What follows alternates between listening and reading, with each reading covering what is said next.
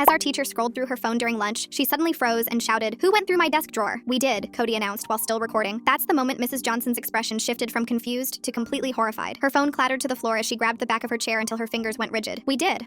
The words came out like she couldn't breathe. Her voice cracked like something inside her had shattered. She began stumbling between desks, repeating, "No, no, no, no," while her whole body started trembling. Our entire class kept filming because this reaction was exactly the content we needed. Cody had started the TikTok challenge during her bathroom break and live streamed the whole thing, convinced our teacher wouldn't notice some missing Altoids. They looked like tiny white tablets with a weird coating, but we assumed they were those organic mints she always ate after coffee. "What did you take?" Her voice had escalated to almost a shriek, searching every phone screen like she could somehow delete what we'd already posted. "Tell me you only pretended to swallow them. Tell me this was just for the video." But everyone knew you had to actually do it for the challenge to count. Cody finally lowered his phone, his swagger completely gone. "We streamed it live after we found them in your drawer. We figured you wouldn't care since you're always telling us to help ourselves to supplies." Mrs. Johnson's knees buckled and she had to catch herself on a desk, her complexion shifting from flushed to almost gray within moments. How many students? How many swallowed them? Her fingers fumbled trying to dial her phone, missing numbers repeatedly. Maybe 12 people raised their hands hesitantly, including me. They were pretty gross, honestly. She managed to connect the call, and suddenly our vice principal, Mr. Wright, appeared in the doorway. He noticed Mrs. Johnson's shaking immediately. The second she leaned in to whisper to him, I'd never witnessed such an instant transformation. Mr. Wright's face contorted, his jaw went slack, and he physically stumbled backward like she'd punched him. "You kept those at school," Mr. Wright's voice boomed across the classroom. In an unlocked drawer, both adults engaged in this frantic, hushed discussion while everyone tried to piece together what we'd ingested. A few students had already started DMing their older siblings, panicked. "We should call poison control immediately," Mr. Wright insisted, rushing toward the door, but Mrs. Johnson caught his sleeve. "Hold on, maybe we're overreacting. Maybe the dose wasn't dangerous," but Mr. Wright jerked away from her grip. "Have you lost your mind? We're getting medical help, and you'll be explaining this to the superintendent." He rushed out as Mrs. Johnson remained frozen, looking ready to collapse. The live stream comments started flooding with warnings. Did we swallow something toxic? Are we actually going to get sick? Several students began hyperventilating, and suddenly 3/4 of the room descended into chaos. Without warning, the door slammed open, and along with our nurse came an entire EMT crew carrying medical bags. They immediately began checking everyone's pulse rates, questioning us about symptoms like dizziness or blurred vision. Throughout it all, Mrs. Johnson pressed herself against the wall like she wanted to disappear. Our principal burst through the door next, his face purple with rage. He marched directly to Mrs. Johnson, and despite attempting to speak quietly, his words echoed everywhere. "They ingested what?" The EMTs started speaking urgently into their radios, requesting additional units. Parents began flooding in, shouting about lawsuits and demanding information. Additional families swarmed in while EMTs kept monitoring everyone. The corridor transformed into mayhem with frantic adults yelling over each other. The principal raised his voice for silence. "Listen, everybody, please stop panicking. Nobody's going to have any serious effects." The parents erupted, prepared to destroy him. "What the hell did my son consume?" a mother screamed, lunging toward his face. "Please, he'll be completely fine. The medication won't affect him." The crowd froze in confusion. "Excuse me?" the mother asked. "They were antidepressants, but they expired 3 years ago." All noise ceased immediately. "You're saying what now?" "Ancient Prozac, completely inactive by now, like eating chalk." The room held its breath in disbelief before erupting into exhausted, hysterical laughter. And 2 days later, I woke up and realized they had lied, because my stomach felt like it was ready to jump out of my body. I immediately told my parents and they rushed me to the ER. Turns out those pills weren't antidepressants.